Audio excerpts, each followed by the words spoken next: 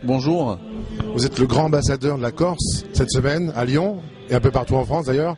Et vous avez œuvré beaucoup dans le vin puisque vous avez été titré en tant que meilleur ouvrier caviste en 2011. Vous représentez cette belle région ce soir.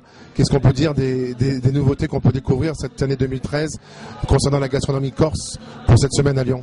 Alors, ce qu'on peut dire d'abord, c'est que tous les Corses sont ambassadeurs de leur île. Je suis pas le seul. Et quand on est Corse, on a envie de porter cette île un petit peu loin et beaucoup sont enclins à le faire. Ce qu'on peut dire de la gastronomie, c'est qu'en ce moment, on est en pleine saison fantastique puisqu'on a des produits de la mer, des oursins, on a des crustacés, on a du cabri, on a du veau, on a des choses qui sont absolument merveilleuses, savoureuses et très simples à utiliser. Ce soir encore, on a pu voir que la charcuterie corse rayonne dans toute sa splendeur exceptionnelle, avec ce mélange, cette onctuosité, cette teneur aussi. Il y a un secret de fabrication pour avoir un aussi bon boudin? Le secret de fabrication, c'est s'occuper correctement de ses cochons, les engraisser, faire en sorte que la matière première soit de qualité. Ça, c'est le secret de toute bonne cuisine. Je crois qu'on n'en prend rien à personne. Hein. On a des produits qui sont superbes et c'est vrai qu'on s'est permis ce petit clin d'œil de charcuterie contre charcuterie lyonnaise contre charcuterie corse. L'idée, c'est pas de faire un match, mais simplement de montrer que nous aussi, on était sur ce créneau-là, pas trop mauvais. Enfin, en tout cas, on espère. On a vu que dans la charcuterie corse, on cherche vraiment un assaisonnement assez spécifique qui permet de conserver la viande et en même temps de donner tout son goût et un peu de piment. Alors absolument, la charcuterie sur la partie Haute-Corse, elle est un petit peu fumée, légèrement fumée pour la sécher parce qu'il y a beaucoup d'humidité. Et ensuite finalement, on n'utilise pas tant de piment que ça, simplement un tout petit peu de salpêtre, du sel, qu'on dessale à un moment donné bien évidemment. Et surtout ce qui est important, encore une fois, c'est la qualité première du porc qu'on utilise. C'est un porc noir, c'est un petit porc qui est fermier, qui fait moins de 80 kilos et qui est absolument nécessaire pour cette charcuterie qui est superbe.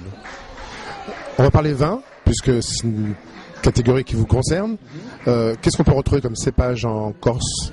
On retrouve 3 cépages majeurs, 2 cépages rouges. Un cépage rouge s'appelle le Nieluccio, qui est un cépage qui est très très sombre, très terreux. Un cépage qui s'appelle le Chacaré. Si vous retenez pas le nom, c'est pas très grave. Ça veut dire qu'il est croquant. C'est un cépage qui est très aérien. Ça, c'est pour les rouges. Et pour les blancs, c'est le Vermentino, cépage qu'on partage avec toute la Méditerranée, connu sous le nom de Malvoisie ou de Rolle.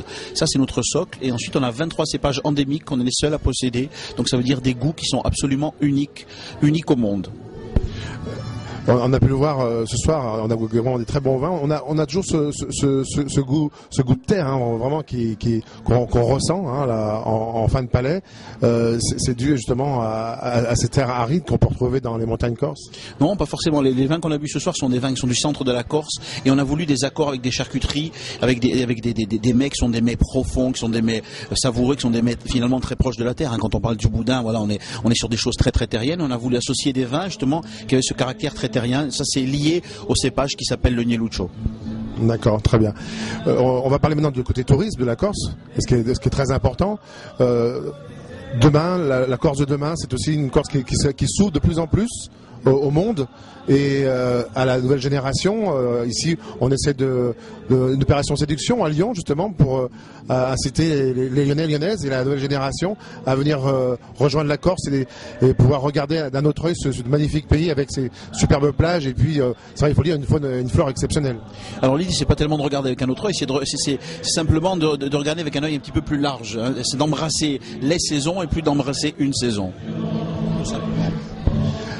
En conclusion, qu'est-ce que vous diriez à un jeune Lyonnais ou une jeune Lyonnaise, enfin aux Lyonnais, aux Rhône-Alpins, pour les inciter à venir voir cette très belle région qu'est la Corse? 98 € aller-retour. Merci Nicolas.